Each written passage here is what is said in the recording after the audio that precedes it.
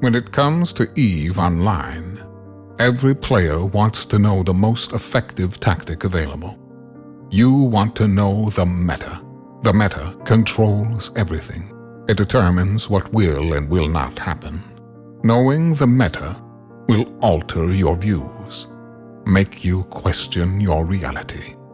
It might even make you laugh. And now, you're part of it. You're watching The Meta Show.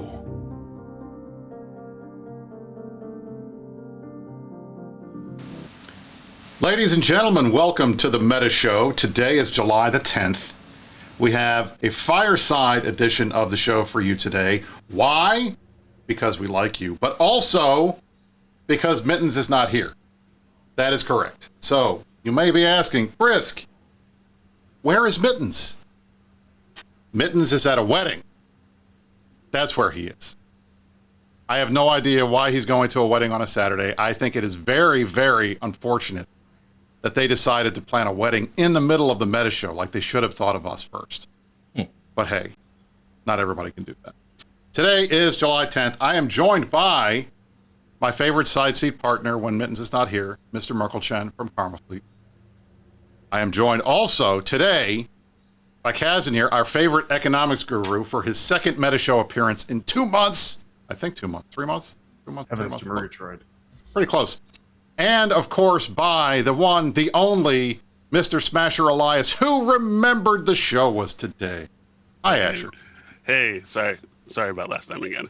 It's okay, but I'm going to make fun of you forever, so just be prepared for that. All right, fair enough. All right, so here is the deal. The war is a year old. It was a year old on Monday past. Nothing is happening. It's kind of boring. We're all freaking out about the game and the player counts. And we're all just here to just dish and have a good chat and have fun. And note how good Merk's camera looks. I think we need to have a conversation about that to start the show off. So, little old me over here. You know? What happened? Why do you look so good today? I don't know. Well, $1,000 later, we've been able to get me out of the blur zone. I really appreciate it. I'm thankful. I'm counting my blessings. I'm taking it all one day at a time. You know what? It's Saturday. I can't complain. I guess the only complaint we could possibly have is that so little has been happening lately in game, which after a year of grinding war, it's kind of nice to get a little bit of a break. What remains to be seen is how long people take off before we get back after it. I think that'll be that's the curiosity that I've got, certainly related to when we fire back up. If we do fire back up, there's been a little bit of drama, I guess, this week. We had drama this week, huh? We've pitchforked very hard on our Eve. I mean, CCP has been taking it on the chin now, I feel like, for the last 45 days or so in ways that I don't know that I've ever seen in the decade I've been around. But, you know, what the hell? We'll kind of rumble around, talk about all of it today. But thank you for noticing my camera. I do appreciate it. I need that expensive purchase to be validated. Exactly. And since the main reason that you got it was on our other stream on Rampage Incorporated, where you can join us almost every night streaming EVE Online. And Aminet said there was no difference between like a Logitech webcam and a DSLR, and Merk had to prove it wrong. Yeah. And that's how it happened. The moment he admitted that it looked better, I started packing the DSLR to return it. I was like, well, mission accomplished. We've got him to eat crow now. And you know what I just noticed? The picture of Freddy over there in the corner is wonderful. There you go. See, I had to add a little bit of hype for you being here in the side seat because Mittens is not here. So we have a picture of Freddy. We have a big wave ready to go. It's chilling over there on the side. We made it a happy place for you. I appreciate it. Thank you. Kaz, you're back. And I love your shirt. I am back. The economy's not quite in a recession yet, but we're getting there. It's been a really interesting few months. Like I said, when I was on the show a couple months ago, I actually have not played EVE in some time. I came back like last October.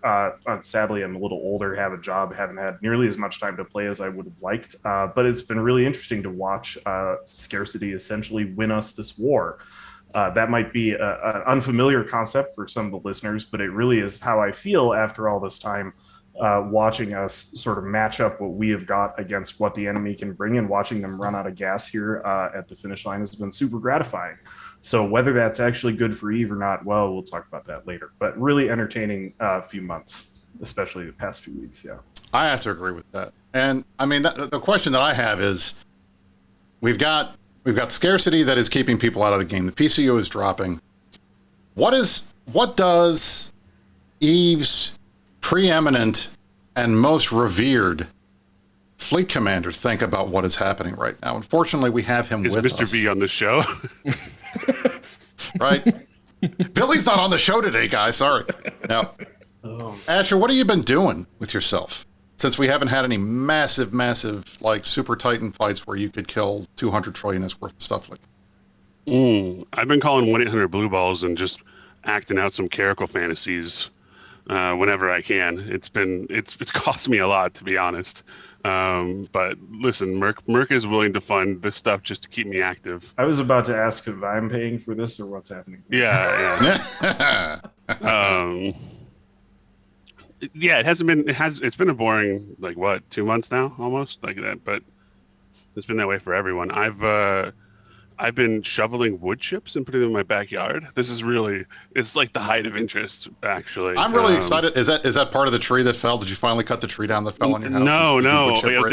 That was taken care of. But we ordered 15 yards of wood chips. It was a lot of wood chips, actually. And they dumped 40 in my driveway.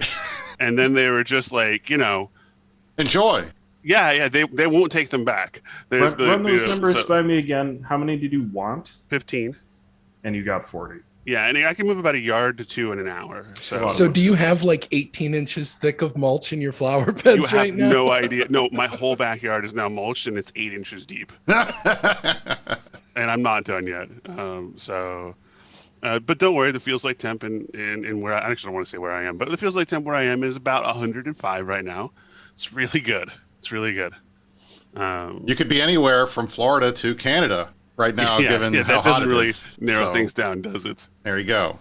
But there is like actually some Eve news. Like we're acting like there isn't any Eve news. All right, that is true. That is. We're kind of dancing. We're dancing around the Eve news because it's not good news. At least it's not good news, I think, in the overall scheme of things. I guess. All right, I'm stupid. It's good news, right? It's very classy of us to have waited 6 minutes to bring this up. I will guarantee you, though, if Mittens was here, that would not have been possible. It would have been in the first 5 seconds. Seconds? It would have been great. Yeah. It would have been great. So for those of you who have not been following all of the recent drama, here is what happened. Apparently, 2 of the corporations inside our dear friends at Northern Coalition DOT have decided that they don't want to be part of the war anymore, and were in negotiations with Nulsechnaya Shalupin to join NSH and go into LOSEC and begin terrorizing people like NSH is wont to do. Those corporations were Criterion and Original Sinners. Original Sinners being well known for a variety of reasons, including being a former Imperium corporation. They were in Bastion and in TNT. And they include some of the most storied names in ncdot, including their lead, one of the lead FCs, Brother Bob, Imperium Traders, Pittsburgh and Redline, former CSM candidate twice, Blazing Bunny, and Joey Zom, who is everyone's favorite guy to whelp random stuff, including Phoenixes in T5Z and in 1DQ. And essentially, this represents the bulk of ncdot's U.S. time zone fleet commander experience. And apparently they're getting kicked out. That is the story. Now, you guys may have more information than I do, since I am just a lowly newsman. And you all have fingers on the pulse of all of the spy apparati around New Eden. So fill in the gaps from what I just said there. I mean, I pay $4 billion a month for the test feed, so I'm actually really plugged in. You should totally know. Yeah. He's giving you a hell of a discount, it sounds like. Yeah. So what it looks like is 2 U.S. time zone corps from NC are leaving. It looks like they're going to join NSH, which is a mostly U.S. time zone group.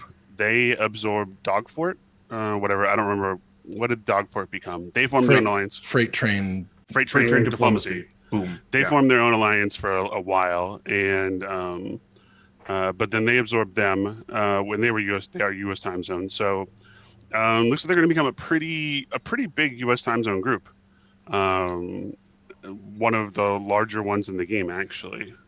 So I think the thing that is really what this is really indicative of is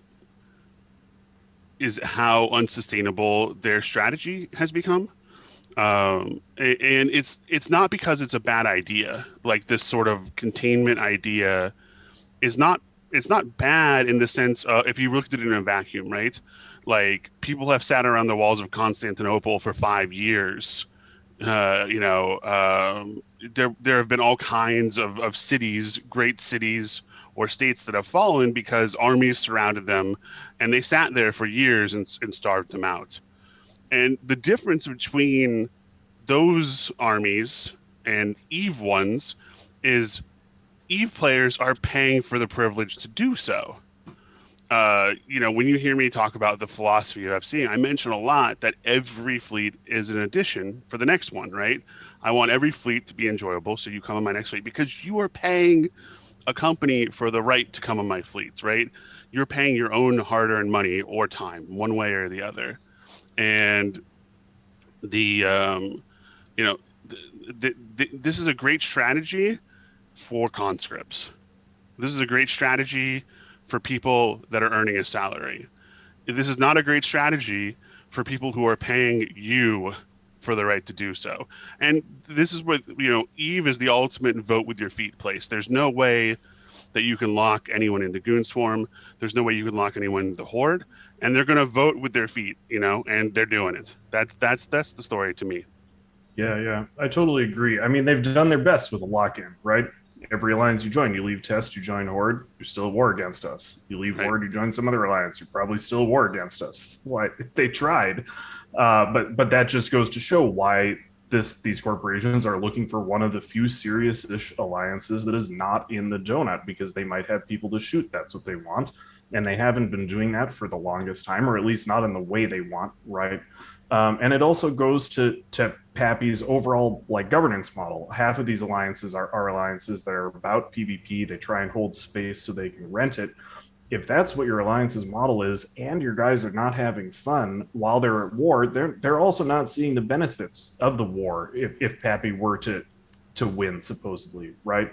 Are they going to see any of that space? No, all of this is going to go to Test Alliance. Please ignore.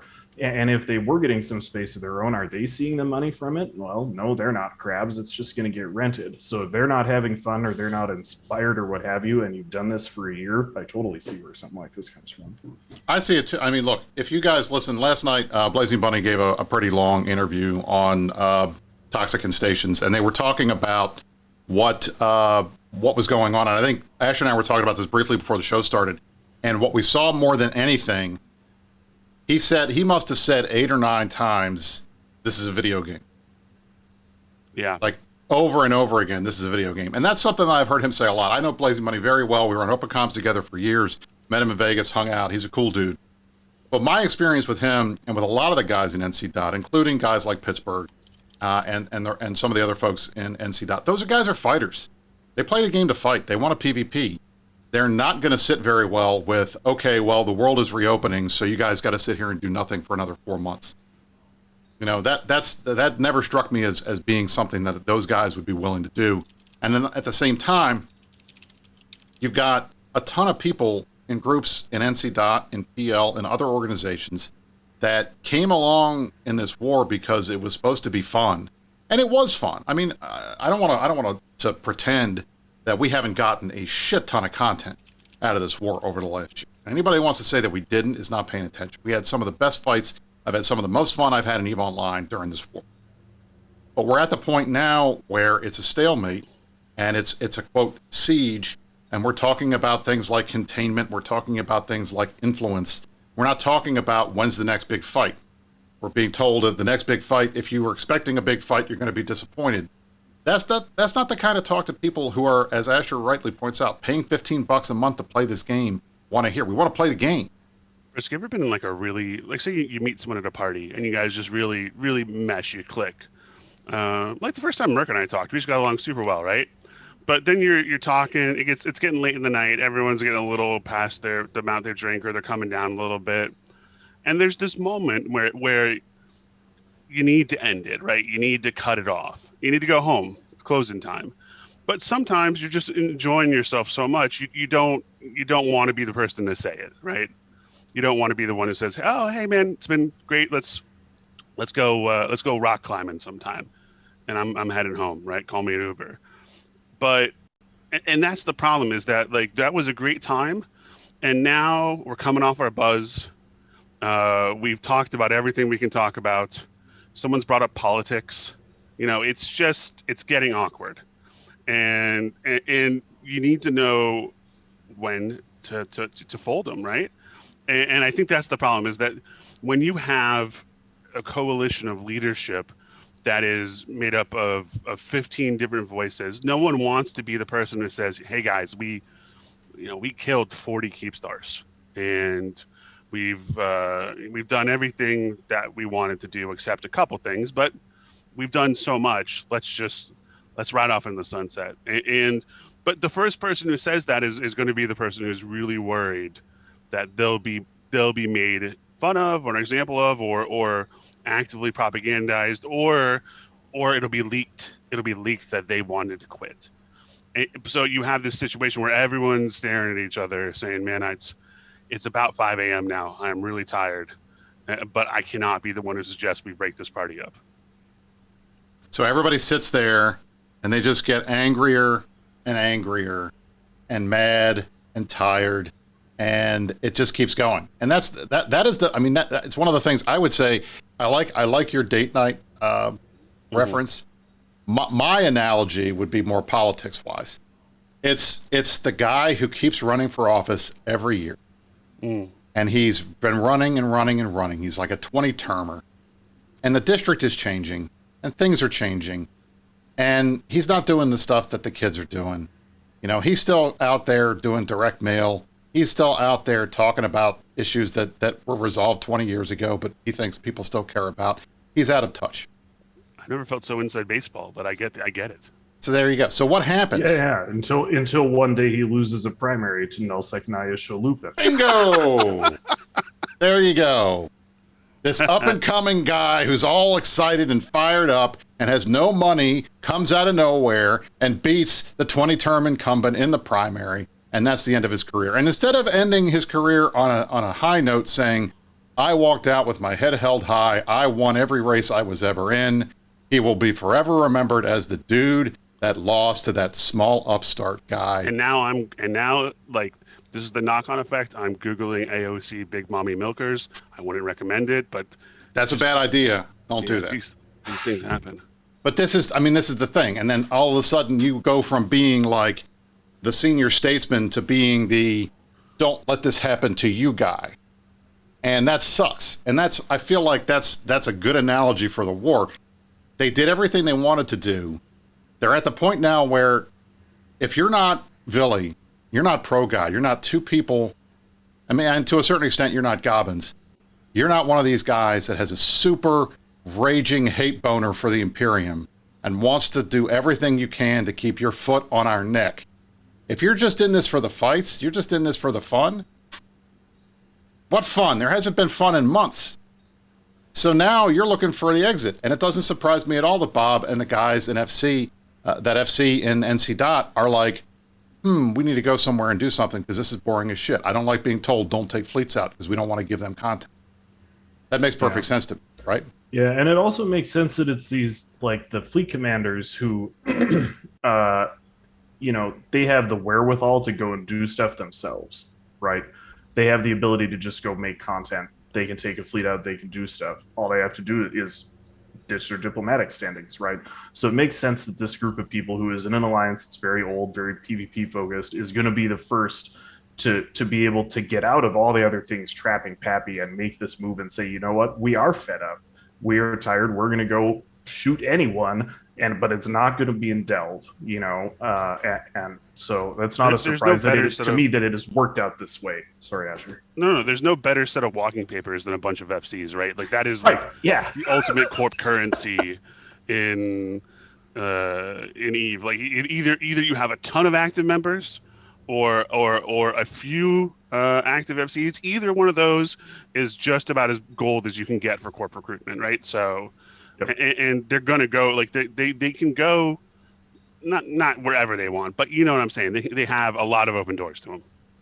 Well, if you're worthless crabs, you can always join the Imperium. I mean, that's We what will take that's you. what I've been told. We'd love at to any have you rate. because what'll Exactly. happen is they'll declare war against us, and those crabs will immediately flee. That's what's going to happen. You'll lose They're just gonna 30% run. of your membership I've as heard soon as you about get that. to Delve, right? Yeah, I mean- immediately. I mean, I knew about some of this. I joined with a corporation of worthless crabs. We had all come from World of Warcraft. It was 2010. But little did I know that at the time, Goonswarm owned a whole 2 solar systems, and there was a lot of military engagement in our immediate future. So this is a very old story at this point. But yeah, really interesting times. I'm still trying to gather myself, remembering that first night Asher and I had together, and the fact that we never did go rock climbing in Paris the way he promised that we would. I think for the I FC left a trail of guys, shattered dreams behind me. right, I'm very just sorry. a mess in your wake. I think that for the FCs, jumping retributions into 3-Tech D and shooting a bunch of bubbles that will be replaced 90 seconds after you leave the system, that leaves you wanting for more, especially because this was such a high impact conflict for so long that it is very anticlimactic at this point. I will say this. The entire strategy that you're hearing coming out of their leadership, like, you know what, we'll just revisit this war in 3 or 4 months and get started again. I'm here to tell you ahead of time what I think everybody already knows. That's not going to happen. You are going to have numbers attrition. You are going to have situations like what happened yesterday. You are going to continue to fall victim to these little tiny paper cuts, and eventually it will be enough of them that the whole thing just kind of peters out. You've got people like Gobbins or PGL or Villy, who are so personally invested at this point that they are sort of dragging their orgs kicking and screaming towards what they hope will one day be progress. Because if we can't form up enough people right now, let's wait 4 months and not do anything. After and nothing. Certainly we'll be able to form up more people then, right? I mean, there's got to be more groups that are not a part of the Blue Donut right now that we can recruit, right? So I don't know. I don't think it bodes very well. I don't know that the NC Corps or anything like that are going to be a backbreaker, but holy shit, it doesn't help because as I said to you guys 3 weeks ago when we did the show, we are not in the summer lull yet. The summer lull comes at the end of August. So if you think the numbers are bad, just wait. They're going to get worse. Well, I think I'm a big proponent of like the non-FC leadership scheme, right? Like, I think that's the way to go with EVE Online Corporation Alliance Coalition leadership.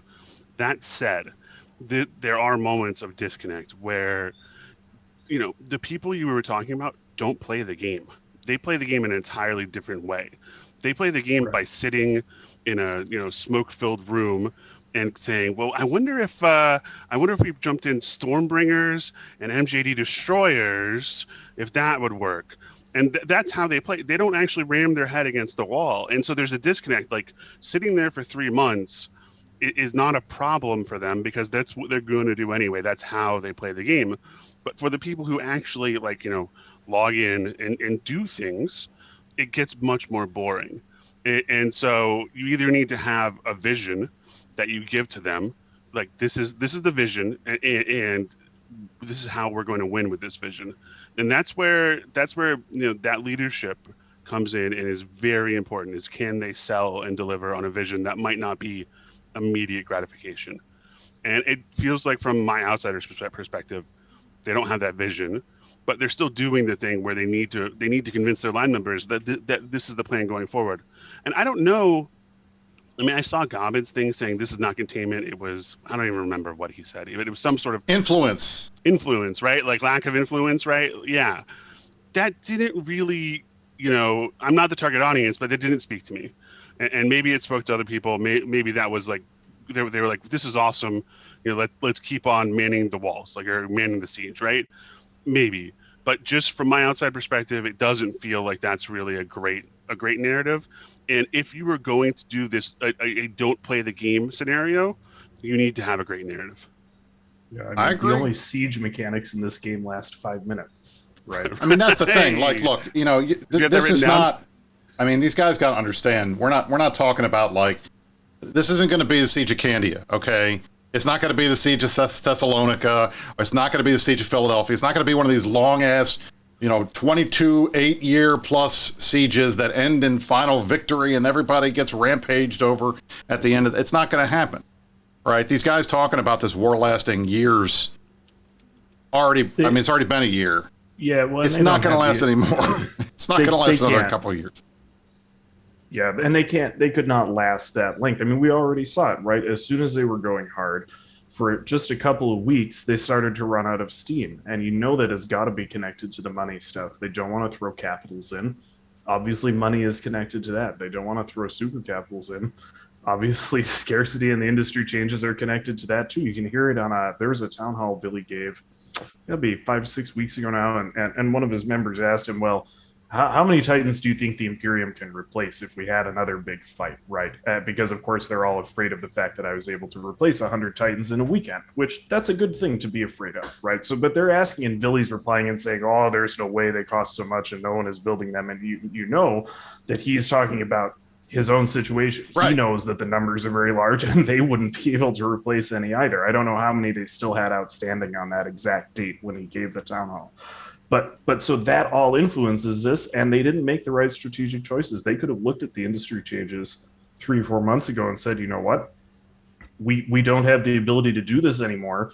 And they could have backed out then and said, you know what, CCP has screwed us hard. We have no way to invade in a way that's going to cost us all this cash. There's no additional way to make cash. We can't sustain our alliances at that level of risk, and that makes the war not worth it. They had that option, but really the whole game is so bound up in seeing every scarcity type thing as something, oh, they're nerfing goons, that no one realized what the effect of that would be 2-3 months later.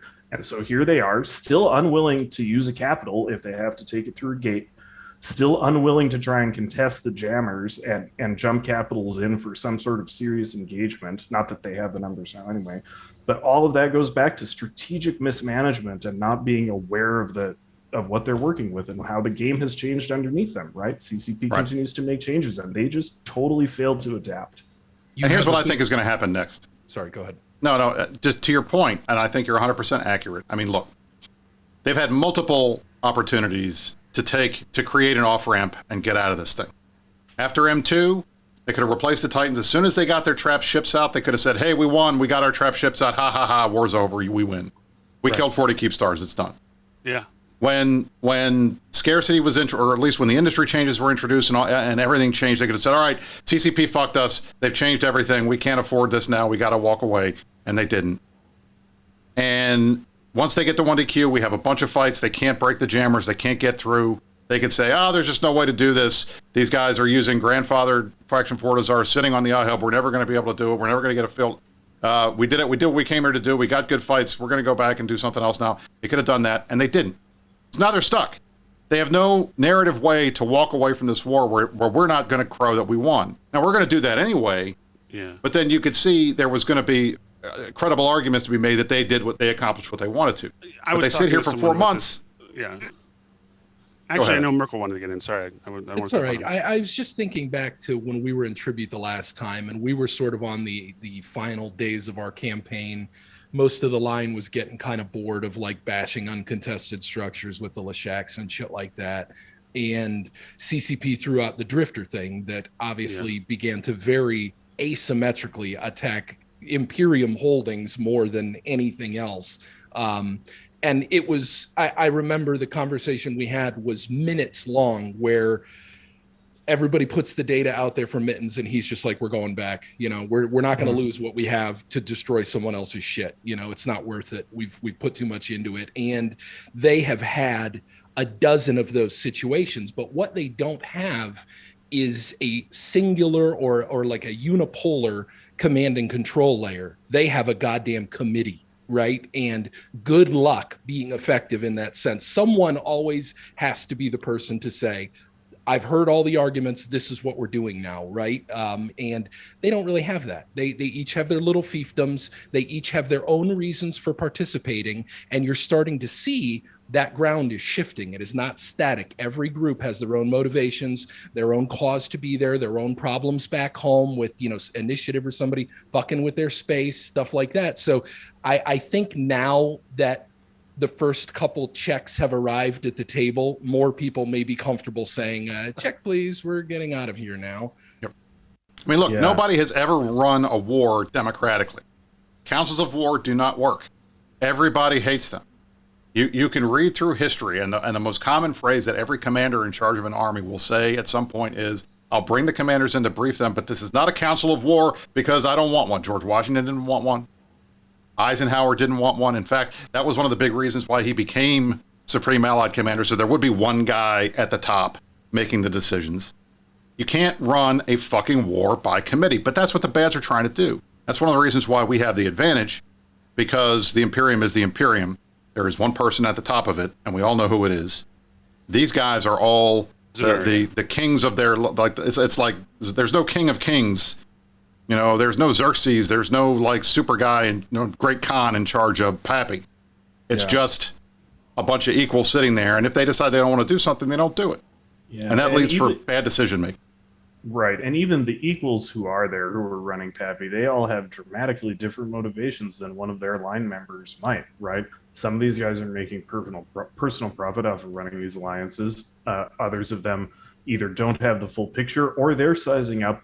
Every single one of these people is sizing up, okay, there's the however many big alliances and however many hundred small alliances, and once it all breaks down, what happens to me, right? And so that is how they're immediately thinking in that scenario, where when you present the Space Emperor with something that says Goon Swarm is threatened, all he has to do is make the right decision. He's not making any money depending on what we do. It's not about his personal wealth and Eve. It's about figuring out what the right thing is for the Imperium. And it's just a totally different governance model. And that's what we're seeing here. And I think the thing that I also want to point out is for those guys out there who are claiming, like when Gobbin says, what else are we going to do? There's nothing else out there. Why would we go anywhere? Who would we fight? Well, guess what? Other people are doing that. And we're getting good content. And here's a perfect example of this. So the initiative has been up north. You guys know that. We went and we have a staging in Uaman. We have a staging in Curse. And from Curse, we can hit a bunch of different stuff. So we have been actively fucking with Legions of Exdeath for a week now. And here's a fight we had. This was a fight 2 days ago, and I'll throw it up on the screen here real quick. If I can find what I did with my damn utility. Where's my utility camera? There it is. Here it is, right here, Wicked Creek. We had a 175 to 184 fight. We lost 6 billion. They lost 20. We killed a ton of their stuff. We had Ishtars and Serbs. We killed a ton of Munins. It was a great fight. Asher's love language right now. But exactly. I'm so excited at the moment. Right. 42 Munins we killed with Ishtars. We killed two Ansiblexes. And while we were up there, we were doing a lot more than just, fucking around with these guys. We were having fun. We were interdicting their infrastructure, messing with them, trying to call them out. We ended up killing 4 jump bridges. We ref 2 more. We killed 1 more, 2 in Hull, an iHub, and a TCU dead, and 4 more systems in ref. We ref to Fortizar. We're up there messing with their stuff. These guys are part of Legacy. This is in their backfields. Now, we hear from Gabas and the rest, there's no influence. These guys have no influence. Well, you know what? When we can take a fight outnumbered and kick your ass, I think that's kind of influential. And I think that's the kind of fights that we used to be getting on a nightly basis in Delve that we don't see anymore. But you're getting them in other areas of space. And I think that, more than anything, is probably what got Brother Bob and those guys to start talking to NSH. They want to go get these fights. Snuffed is getting fights all the time. The low-sec guys are fighting with each other. Dock workers are fighting. All those guys in that area are out there, and they're getting good fights. So if you're here because you're playing a game and you're not trying to write your name in a history book or destroy the enemy that destroyed your first alliance when you were younger. You know, when you're not trying to become some famous history book figure, you're just here to play the game. You're going to go where the fights are, and they sure as hell are not happening in Delft. So that's why I think these guys walked away. Yeah, makes sense. So what do I'll tell you, I was going to say this before. Here's what I think is going to happen in the next week or so. I expect what we'll see is the Baz will try one more push into the 1DQ constellation. What are they going to do? Well, when the skill point loss changes go through and you're not losing skill points in T3Cs anymore, you can take a T3C, you slap a covert reconfiguration on it, it can use a covert Sino. They're going to try to Sino in a big T3C fleet somewhere and try to fuck with the iHubs or something in 3TAC-D or one of the other systems back there. That's what I expect they're going to try to do. And then when we dumpster that with fighters, like we will, and they see this massive 40 or 50 billion-isk loss of these T3 cruisers that they can't afford to SRP because it takes weeks to get enough gobloons paid out to these guys to get their money back, they're going to do that once, and that's going to be the end of it.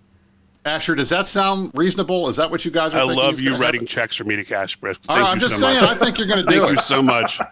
I think you're going to do it. Just fill out the whole thing and leave me to endorse it. You've already won, sir. I mean, please, Yeah. do you have any remarks prepared? Appreciate it. Appreciate everything going on right now. I don't want to guarantee victory. I'm not Babe Ruth, right? But yeah, I mean, I think that they're in a rough position, right? They have a tough time, and they're trying to come up with solutions to problems that probably can't be solved by the parameters that they've inputted. Yeah. I'll tell you what, if they're going to Sino in a huge fleet of T3Cs, you're going to look like Babe Ruth, buddy. If I keep eating these Kirkland stuffed peanut butter stuffed pretzels, I will. Are you back on the stuffed pretzels again? Oh, dude, so good, so good. Oh man, you got me on those. I had to stop buying them because it was just too much. Addictive, right? They're pretty solid. They're really good. But I mean, they're going to come up with something. Man. I get $54 every time I mention it. So. Really? Is that it? Yeah. You got a Kirkland deal? It's the going rate. How do you get a Kirkland deal? We can't get a big wave deal. This is bullshit. You know, I would expect, because we've alluded to it already, that the guys upstairs are going to do what the guys upstairs do, and they're going to try to alliance tournament, their way out of this military situation that they find themselves in. I do think you will see a couple flaccid attempts to push with an underwhelming number of people, and Imperium members who at this point have really gotten their asses kicked for the last year, but they've managed to scramble back onto their feet, and they're in that do or die, I'm cornered situation where they've already taken the lumps. It doesn't get any worse than that. So they're just incredibly motivated. And for us, it's usually as easy as see the ping, log in, launch the fighters, and then just wait for the wood chipper, and as long as that continues to be the case, they are in a bit of a pickle, and waiting is going to make it worse for them. But I think it's all they can do, because like we had mentioned earlier, nobody wants to be the first person out, but maybe this NC Corp stuff creates a situation where Vince says, you know what, fuck these guys, we're going to go attack them instead. Our people, this is evidence that our people are clearly ready to get the hell out of here, and then other groups can follow. I really love the notion that, look, what else are we going to do? There's no one else to fight. You can start by deleting the blue list that you've assembled over the last year, and I promise there will then be people to fight. Some of them will certainly fight you.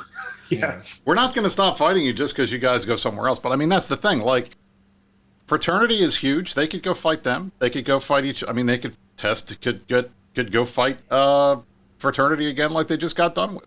I mean, Winterco, I think, is obviously the number one suspect, because not only are they up there printing ISK like nobody else is, they're also the least impacted by the war. None of their space has been touched. And I think a lot of players on both sides want to go shoot them. So I'm surprised that that's not that nobody's looking at that and being like, hey, yeah, that's a good option. I think Fraternity is one of the only members of Pappy that's showing any sort of strategic forethought, right?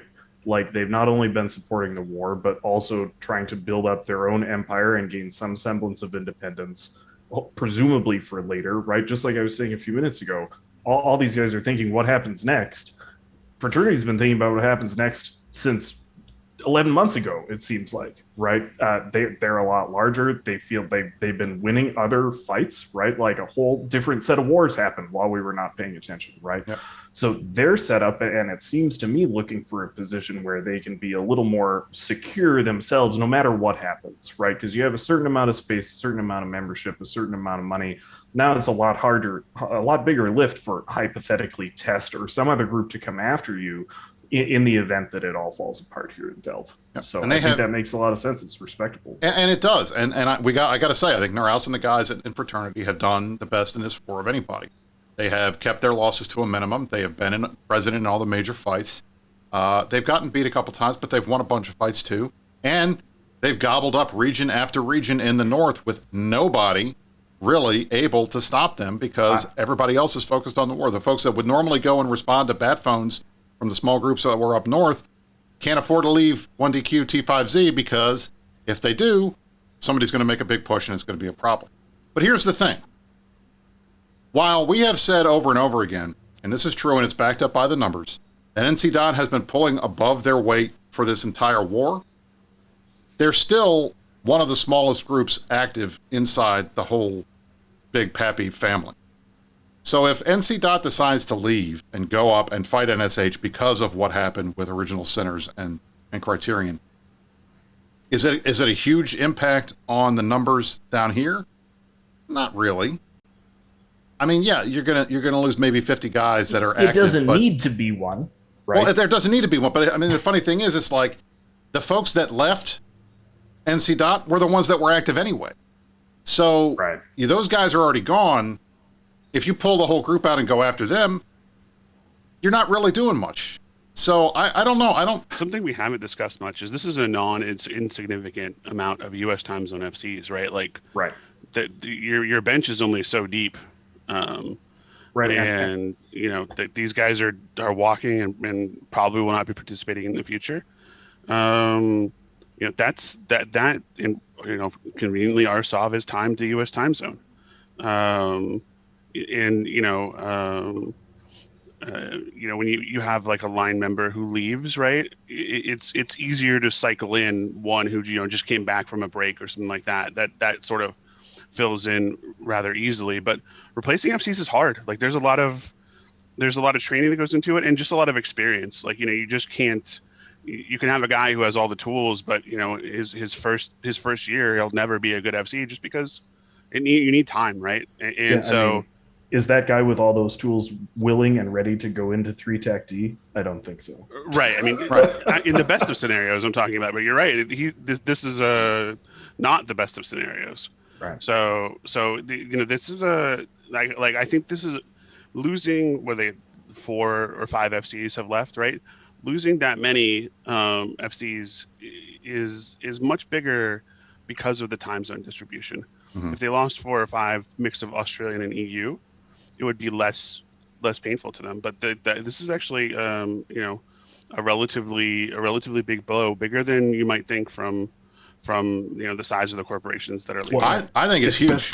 I think it's huge, especially considering how much we've been seeing of all of these names we've named. Like I don't honestly go to that many fleets personally because I'm busy with a lot of stuff, but I have shot each of those names on the field, not relatively recently, not in the past couple of days, but they've been around, and now all of a sudden they won't be. It's really interesting. So. Yeah. And did you ever think, Asher, when this war started, that by the end, the number one Strat FC for the Sappy Coalition in U.S. time zone would be O'Muskie? Is it O'Muskie or Zero Muskie? I assume it's O'Muskie. I call him O'Muskie. Oh, I thought it was Zero Muskie, or maybe it's just Muskie. Maybe it's Zero Muskie because he took a shower, so he doesn't have any. I guess it's sort of answering your question by asking a question. Right. You can call me Socrates if you want. Socrates. Yeah, thank you.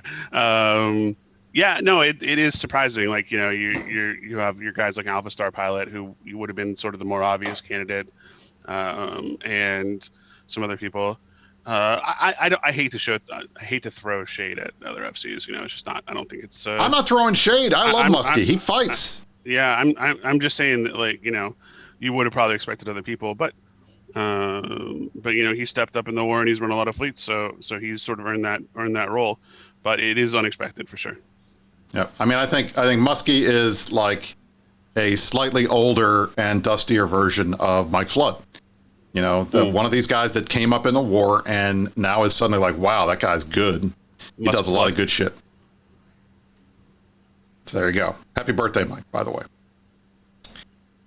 So, all right. So we had the ncdot news this week. We had nothing else really going on. I wanted to highlight one more thing for you guys in case you haven't read it. And I mean read it as in read it. If you've not readed it, not read it like the fucking website. Okay. My boy Darkshines. I was wondering if this is going to be it. Yeah, buddy. My boy Darkshines. My body is ready. Has been writing some of the best stuff I have seen in quite a long time. He has been, like, I didn't know he was so versatile. Like, I thought, like, I know he's a great FC, and I know he's good at PUBG, and I know he is a damn fine potato farmer, but I had no idea he was a writer too. And if you haven't seen, like, his ongoing story chain is so good, and it's got Cryo in it, and it had Hai and Haiwanto and Tao and a bunch of these guys. Mittens is in this one. Man, I wish I could get Asher to read his thing about the Kirkland protein bars that he threw in the story. Like, I was thinking, what would be awesome if we could do this, and I might try to do it, is I want to get, like, all the guys that he mentions in the story to read their audio, and then I'll, like, narrate it. That would be so fucking good if we could, like, do a show of just the Darkshines fanfic stuff. Like, I think that would be amazing. We got to work on that. I'd have to get Jay and Cryo and a dramatic reading. What stood out to me about these stories is the number of one-liners or two-liners. Like, every other line is just solid gold. It really is incredible. Mention that Kazanir's drinking out of a 5-gallon bucket. It's an hour. Why is he? Yeah, I thought it was fine. It's only 100+ ounces. You've got 15 minutes left. Are you sure you've still got enough? Yeah. I've been pacing myself lest I have to get up and use the restroom. This guy takes hydration a little more seriously than the average goon. Right. I'm experienced with the 100-ounce mug. Is that why the chair broke? Because you lifted up that mug? No, that was a plate of rice. It's a long story. We can share the chair picture later if we really run out of time. Man, but I was just looking at this. Whipped out his limited edition Rockapos Cartel smartphone. Just all so good. I love every line in this thing. Anyway. Are FCs just savants? Are, like, the good ones just savants? Just have many different skills? I think they are. I think they all have to be, because they're just amazing when it comes to certain things. And I just have to say, like, I love Shines. I didn't know he had this in him. This was amazing. What are you good at, Asher? I was wondering the same thing. I'm just wondering, like, like you when you're a kid and you try to see if you have the force or you can do magic or something. I'm just waiting for those moments. Like, it's going to happen eventually. You're good at hauling wood chips now. Thank you. There's something I'm good at finally. So one other thing that I wanted to bring up from this week, and this is a repeat of our chat from last week. So let me throw the other camera angle up so I can talk to you guys about it. Last week, I was very upset, and I called out Gobbins and Manny and the rest of the guys for targeting the new bros in Karma Fleet University with this Pickle Rick bullshit.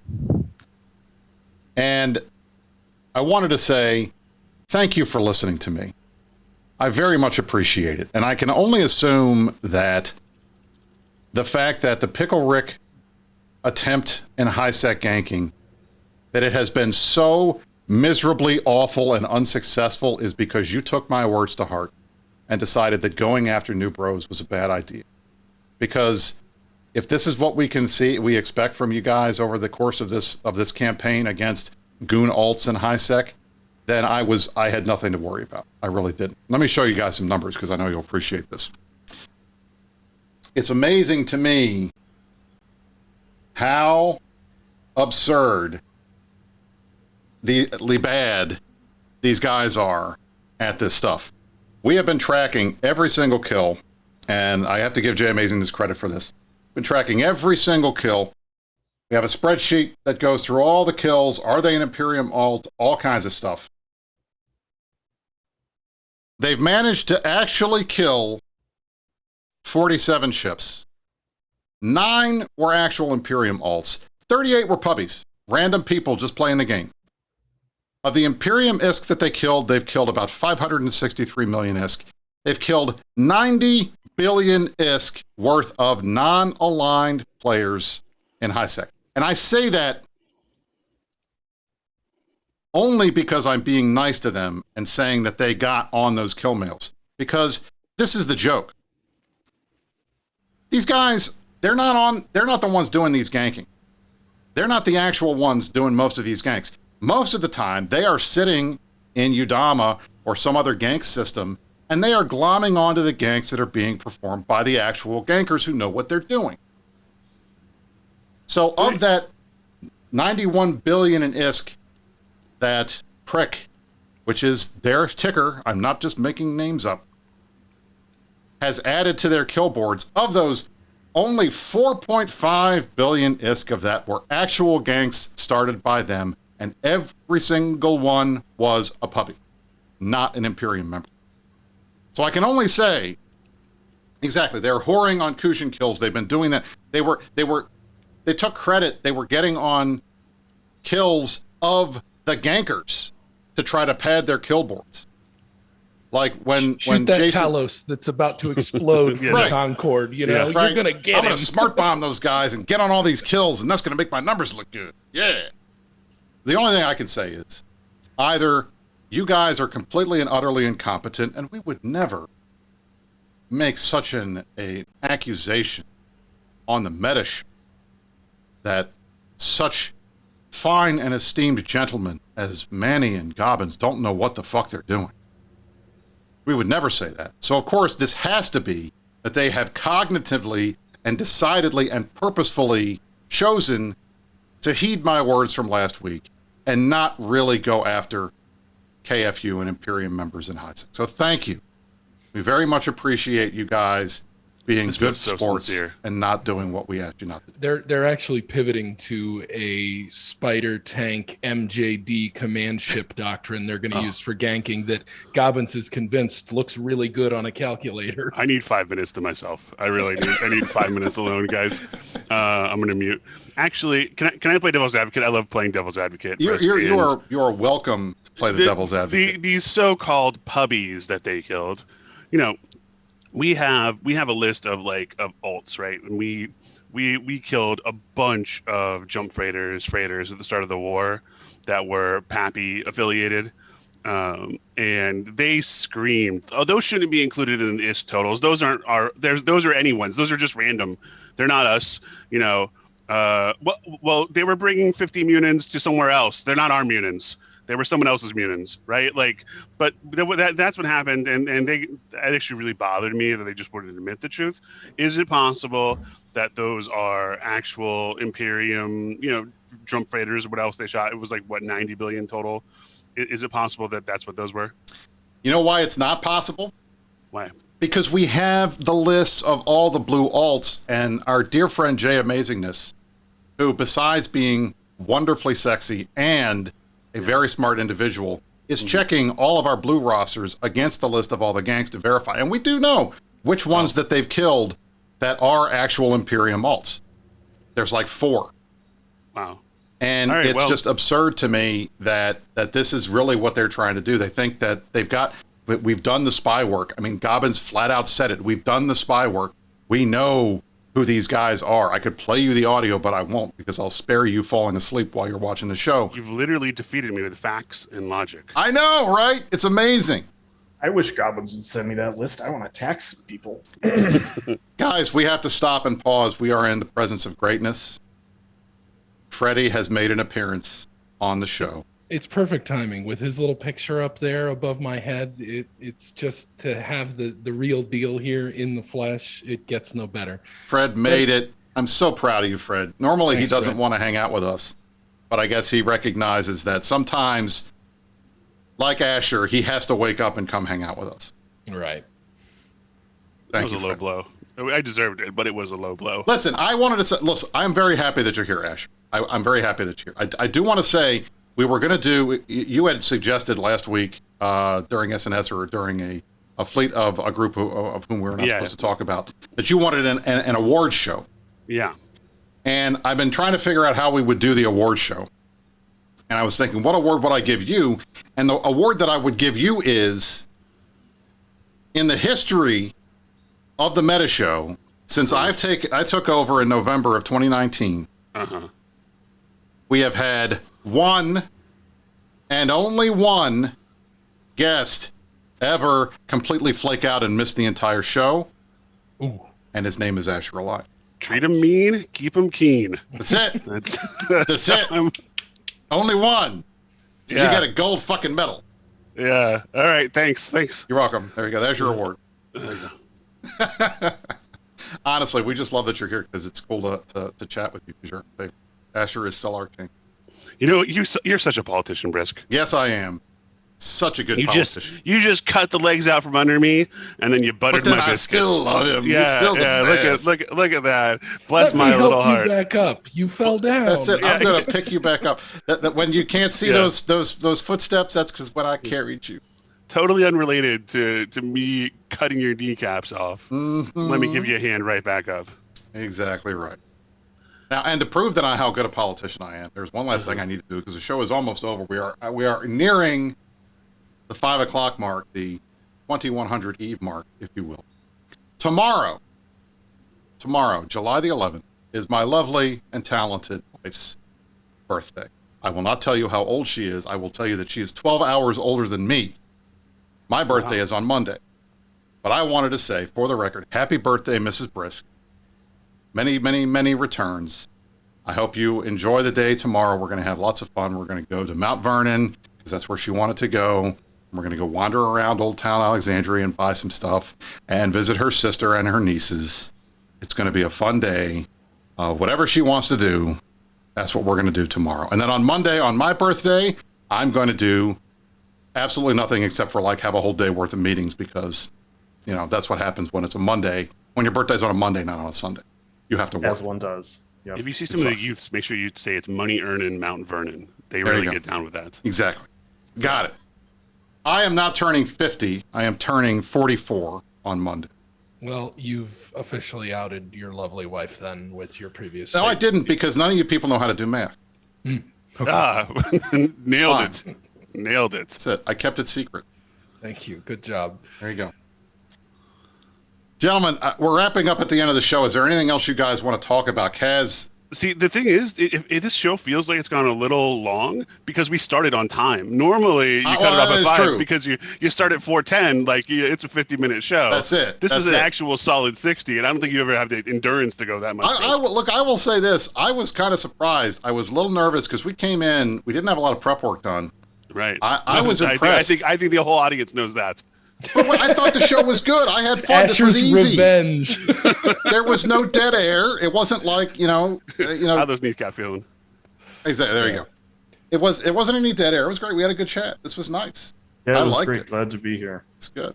Kaz, I'm happy that you're here. We want to try to get Kaz more on the show because And can I say what a painting on his background? that is a great painting. Thank you. That's a rubber duck for anyone who can't see it. I think it's amazing. I have the Eve hardcovers stacked up behind me. I was there for a lot of those, but I've been brushing up on my history anyway since I've been observing things, and it seems like people haven't learned any of the lessons that we did during Dominion. So yeah, I hope to be back. Thanks, everyone.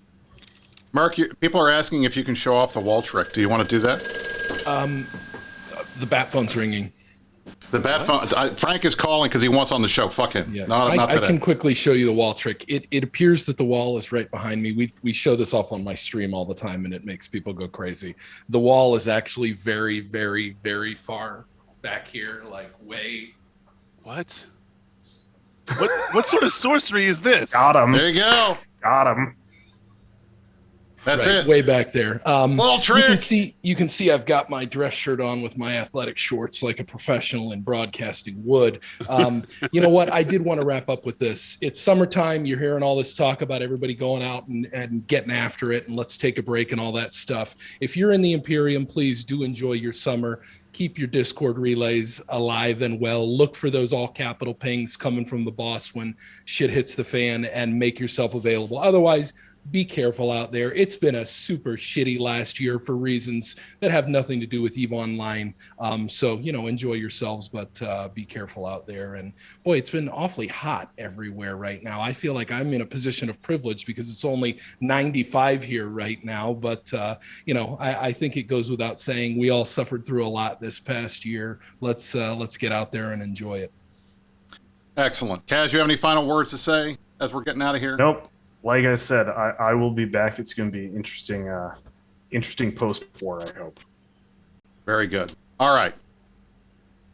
Asher Elias, Smasher Elias, you get the final word because we love you so much. Dude, I thought just like someone who put blood on the frame of their door, I was going to be passed over, but you remembered me at the last second. So, making Merk do the cover his mouth laugh is really one of the major joys of my life. That's when you really hit the home run. Speaking of home runs, Shohei Ohtani. I don't even like baseball. That guy is so exciting. I like watch his dongs every day, and it is out there. So very good. I'm enjoying baseball, which is weird. It feels weird. That's all I got to say.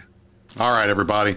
This has been the Meta Show for Saturday, July the 10th, 2021. I'm Bruce Rabal, joined by Kazanir, Asher Elias, and Merkel Chen. We are going to end the show right now. We hope you guys all have a good time. Tomorrow is the Euro Cup Finals. I hope everybody out there, whether you're rooting for Italy or you're rooting for England, I hope you have a good time with it. I think you'll enjoy the end of the Meta Show, our closing credits, if you are an England fan. We will see you guys next week. You stay classy. New Eden.